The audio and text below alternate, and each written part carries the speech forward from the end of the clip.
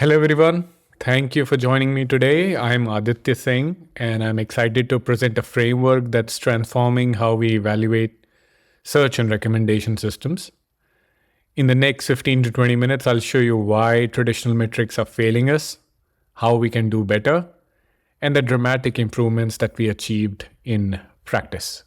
The challenge. So let's start with the fundamental question. Why do we need to evolve beyond traditional metrics? Traditional metrics, engagement metrics like CTR, conversion rate, while valuable, fail to capture three critical aspects of modern user behavior. First, the position bias significantly distorts our understanding. Research shows that it can inflate CTR. Think about it. An item placed at the top of page usually gets more attention. But does that truly reflect its relevance? Second, the users interact with content in increasingly complex ways. Scrolling, hovering, partial views, scrolling past and then coming back. And these things are simply missed by click measurements. Third, with rise of multimodal content, videos, interactive elements, rich media, we need metrics that understand how different types of content influence user attention and engagement. Let's move next. So let's look at why traditional metrics fall short. Take CTR as an example. While it provides a baseline engagement metric, it fails to account for three crucial context factors. First, algorithmic ranking bias, where our own system's decision influence user behavior. Second, complex interaction patterns, how users naturally navigate through content. And third, the interplay between item positioning and user selection behavior. Our data shows these distortion factors has significant impact. Position-based attention decays varies by up to 30%. Context item influence affects engagement by 25 to 40%. Temporal patterns cause metric fluctuations by up to 42%. And device context requires adjustments of approximately 25%. And these are just academic concerns. They directly affect our ability to optimize for user experience. To address these challenges, we have developed three core mathematical models. Don't worry if you're not a math person, I'll break this down to you in mathematical to practical terms. But before we go there, traditional metrics, as I was talking about, if you just look at raw CTR, just because something is in top position, it'll have a higher raw CTR. But when you, and conversion actually, but when you normalize that conversion, given the fact that this thing was shown at the top position, you find out that the click-through rates, or engagement rates rather, aren't too different from the baseline. You can see the blue bar here. The red bar being the raw CTR. If off something on the leftmost histogram bunch, you can see that the red bar is basically the raw CTR observed for something in the top position. And because that thing was at the top position, it's expected it will get some engagement. But is that engagement coming because it's a really engaging content or because it was placed in that position?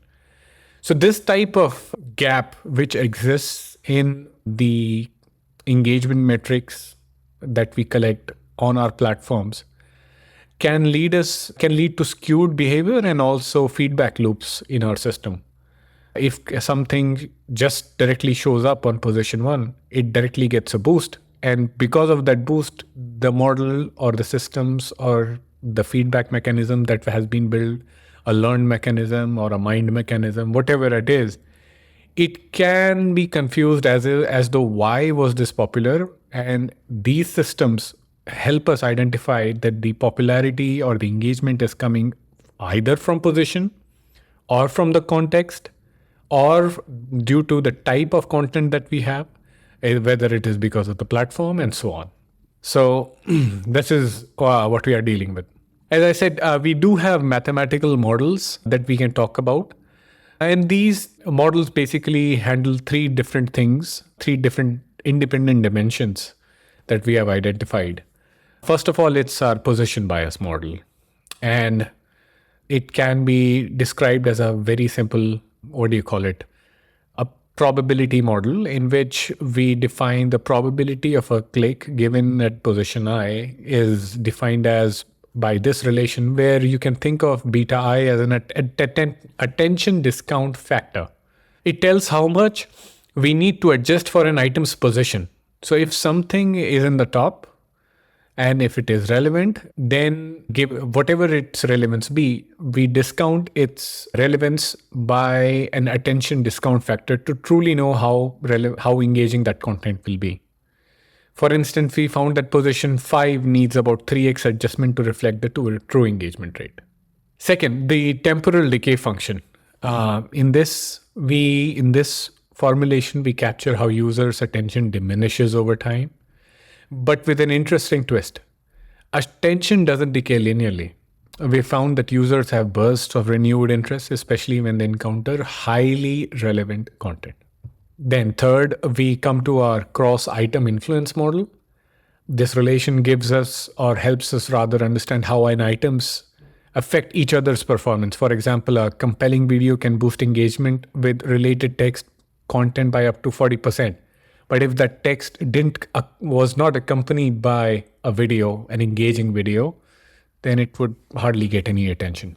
Here we can look at the user attention decay analysis, something that we have modeled and something that is actually observed in data. And you can see a lot of idiosyncrasies or peculiarities rather that are observed or that exist rather in a platform. For example, if it's a mobile device and there are only, when it loads up, there are only 3 content views or 3 things that you can display to the user. The engagement rates or the impression rates, rather impression count and engagement rates further on, for the 4th item will be very different from the engagement rates and metrics observed for the first 3 items.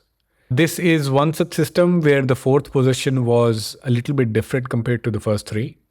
And you can see it repeats again when you go to position 8. So these idiosyncrasies or peculiarities differ within a platform. So for example, you can show the same content on web in which you have a larger real estate. So you can show multiple pieces of content. On mobile device, the real estate is limited. You only show a few. So even these presentation differences, UI differences, or platform differences can affect how the user interacts with your content.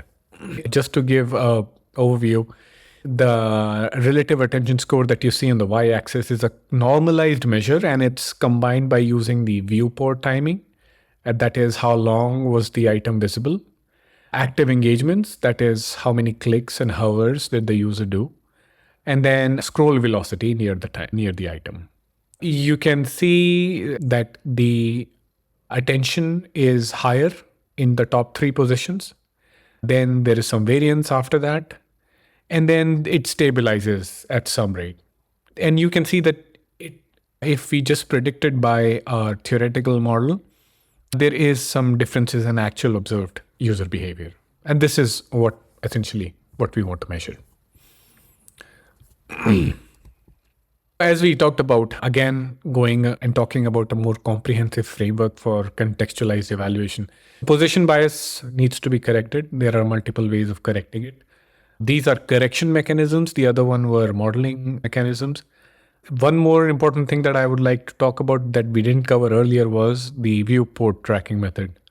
So things like scrolled depth tracking, time for which the content was visible, and the attention score are some things which are very crucial in figuring out how users are spending their attention currency, I would say. For example, scroll depth tracking, we measure just depth of how deep the user engaged by just figuring out the viewport bottom and then normalizing it by the page height. Similarly, for visibility time, we figured the time out just by summing up the start time, the difference in the end and start time, and then summing it over all the pieces of content. And then the attention score is just simply active time, viewed time in active time divided by the total time. Usual stuff. But these go a long way for measuring what we are looking for.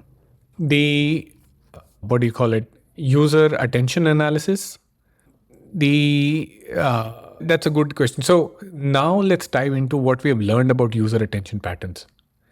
And the image that you see displays how and what is this fascinating phenomena which challenges the conventional wisdom. So, for example, you would expect something to be on that is ranked fourth to be more engaging by default than rank 5. But if you have a presentation, a matrix like a tile like presentation, and if the fourth item that you recommended, which you think is more relevant than compared to the fifth item, shows up all the way to the right and to the top, compared to the fifth item, which shows up just below the top ranked content, you'll see that the default engagement rate, just because of the position, is higher for a content which is on position 5 compared to position 4. So observations are pretty evident. The top positions receive 3 to 5 times more attention. There exists a left side bias in horizontal layout. Maybe it differs in places where content or the language is read, or the script is rather read from right to left. In cases where the script is left from left to right, there might exist a left side bias. If in the other cases, there might be a right side bias. Then there is a significant drop in engagement at drop off points in the UI. So elements where there are folds or changes, then we see significant drop. And also, there is huge difference, as I have talked earlier, between attention patterns for users using mobile devices or desktops. Desktops have a larger real estate. Mobile devices, on the hand, have completely different interface and so on. Again, content quality and user intent act as powerful moderating factors, but still, the position bias can overpower them. There exists something called attention cliff, where you can see, as we have noted earlier, there is a drop in attention or engagement at certain positions, which is very peculiar to how the content was presented to the users. And also, there exists some sort of psychological threshold after which users switch from systematic to an exploratory browsing mode. That psychological threshold can show up in something where a user says, I've scrolled enough pages.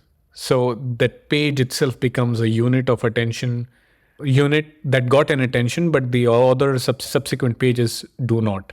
For example, you might have seen that the Google search results, where usually almost no one navigates to position 2 or the page 2. And almost no one definitely goes to page 3 or page 4 unless they're really looking for something very specific. Though that page, the Google result page 1, is one such, or switching from one page to another, it can be one such attention cliff. If the content is getting engaged on second page, that attention or that engagement rate could have been much higher had that content been shown at a relevant position in page 1. So there are these things that very peculiar to how the whole system is orchestrated, how the platform exists, and how do users interact with it. And it also depends between each user. Users interact with things very differently. Different generations interact with content differently. Millennial generation, Gen Z, and all those, there are very significant differences. Sounds good. Then before we go, I just want to say that, all this starts with a data collection layer. And it's our foundation. All of these observations are founded by an excellent data collection layer, which is able to give us things like the viewport tracking. A lot of people don't have it. I would highly suggest that you have very sophisticated viewport tracking and you capture as many events as possible on your platform. Viewport tracking for precise visibility measurement, interaction events that show how users engage, capture as many events as possible. User data for contextual understanding. So are we saving the user journey as they are interacting with the content, as they logged in, their session, what happened in their session, and so on. And then content data to classify different types of formats. So for example, they logged in, your platform provides different types of content that the user can interact with. Let's say they interacted with a video content. And then after that, 2 positions after that, there is a text content. So there are correlations, that is, or rather observations that the engagement rates after an engaging content has been shown, they can change the engagement rates on subsequent content which gets shown to the user depending on what format it is. That's one thing. Then I would say let's dive deep into user attention analysis. So we already talked about it, but before we go to format level analysis, let me also talk about how do we mitigate position bias. There are multiple ways to do it. We have already talked about some models and metrics to figure out the position bias. Now, some other ones are viewport visibility patterns are analyzed to identify area of high user attention. We already talked about it. It requires a sophisticated, what do you call it, the of all the events happening on the UI. Then scroll depth distribution data is used to adjust item scores based on relative likelihood. These can be done away from what your traditional ranking does, or this can be built into your ranking model.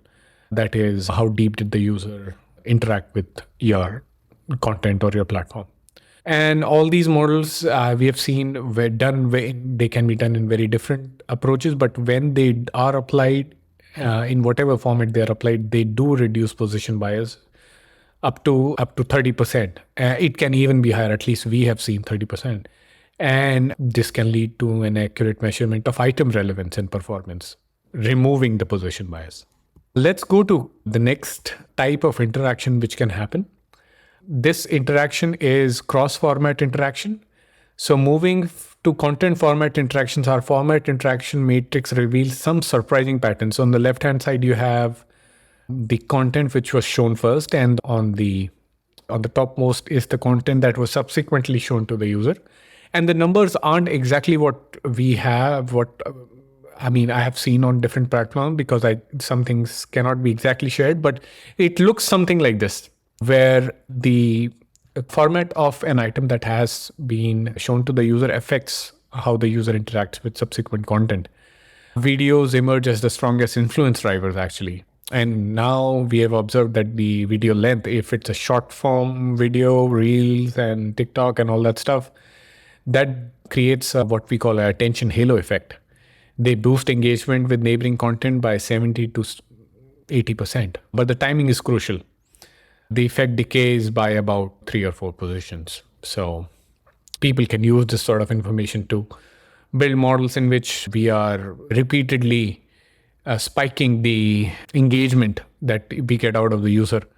So interactive elements in which user can click, tap, zoom in, or whatever. These things create what we call engagement momentum. So users who interact with one interactive element are 75% more likely to engage with others, and this creates opportunity for strategic content placement. So think about it. So if you're coming up with an ad creative, then strategically placed and intelligently made interactive elements can just do wonders. And perhaps the most surprisingly, we discovered that complementary format players like an infographic showed by detailed text can boost mutual engagement rate by up to 40%. This isn't about just variety, it's about creative cognitive synergies by figuring out what the user behavior is doing. Let's look at the implementation guidelines. Let's look at concrete results. Our viewport-aware scoring system has transformed how we measure engagement and delivered 3 key improvements. First, precision in attention measurement. Our tracking systems capture microsecond level visibility data, revealing users making crucial engagement decisions in as little as 100 milliseconds. Second, we also account for what we call engagement windows, optimal periods when the users are most repetitive to create to certain content types. For example, video content performs 35% better when presented after text-based engagement. And third, by combining these insights into our mathematical models, we have achieved a 28% increase in optimization success, in optimizing for success rates across different platforms and content types. The accounting for creative formats, the cross-format interaction strength is really strong. Repeating what I just said earlier, but the framework that we have estimates what is the actual strength, and then based on that, we can optimize of how to use that strength and create these synergies that I was referring to earlier. Temporal attention decay is modeled to capture diminishing effects of user attention over time, particularly in the long term. And these insights inform the evaluation process, leading to significant improvement in optimization decisions, as I just defined. And this is also something that I just covered. We need viewport tracking and precise tracking, session level dynamics of how users are interacting with the platform within each session. And then the metric that we figure out that we are measuring, how accurate is that measurement and where is that measurement actually coming from. All of this depends on good data collection. As I said, capturing real world viewport visibility data, spatial temporal interaction mapping, and finally controlled experiments in which users are exposed to certain combinations, certain UI elements, or certain content types or pairs or combinations are some things through which we can learn more and then optimize our system better. Real world impact of this framework has been substantial. Let me share 3 key metrics that demonstrate its value. Prediction reliability has now improved by 35%. In practical terms, this means we are significantly better at forecasting which content will resonate with the user. For content team, it translates to more efficient resource allocation and better editorial decisions. Our optimization success rate has increased by 28%. Teams using this framework are more informed decision making about content placement and format selection. One team introduced A/B testing, reduced their A/B testing cycle time by 40% by achieving better results. More importantly, these aren't just metric improvements. We are seeing tangible user experience enhancements, and with 15% increase in session depth and a 23% improvement in content discovery. Let's go to the next slide. So looking ahead, we are exploring 4 exciting directions that will be further enhance this framework. I see I have only listed 3 here, but let me go through them. First is we use advanced ML models. Then, so that sort of works for us by doing personalized normalization, because we learn a user profile and how that user particularly interacts with our platform. Then we do multimodal evaluation. We are expanding our framework to handle emerging formats like augmented reality and interactive visualizations. This includes development of new metrics specifically for immersive content experiences. And the other thing is real-time adaptation of framework by evolving user behavior. And this is done by the next generation of models, which will adjust with online training that is happening all the time based on how the users are now interacting with the platform. And think of it as adaptive normalization system. I think there can be another thing in which we are doing privacy first analytics. Whatever we are learning, we can do it in a federated way such that the user privacy is preserved.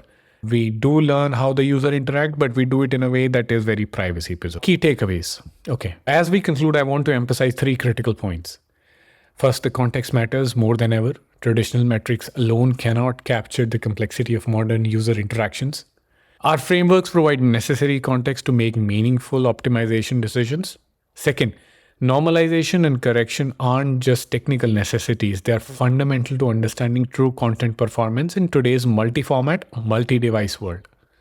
Finally, data-driven insights, when properly contextualized, lead to significantly better optimization decisions. We have seen this across different platforms, content types, and user segments. So these 3 takeaways. These are some advanced metric components. You guys can take a look. I have added them to the slides. Feel free, ping me with any questions. This is the implementation architecture, pretty standard. You guys can go through it, and it has everything that I have already talked about. The slide is attached. In the future ML directions, I would say the future direction is advanced ML models. As I said, we went through real-time adaptation, multimodal enhancement, and privacy-first analytics. With this, I would say thank you. Thank you for your attention. I look forward to your questions and discussing how these approaches might benefit you in your specific use cases. Thank you.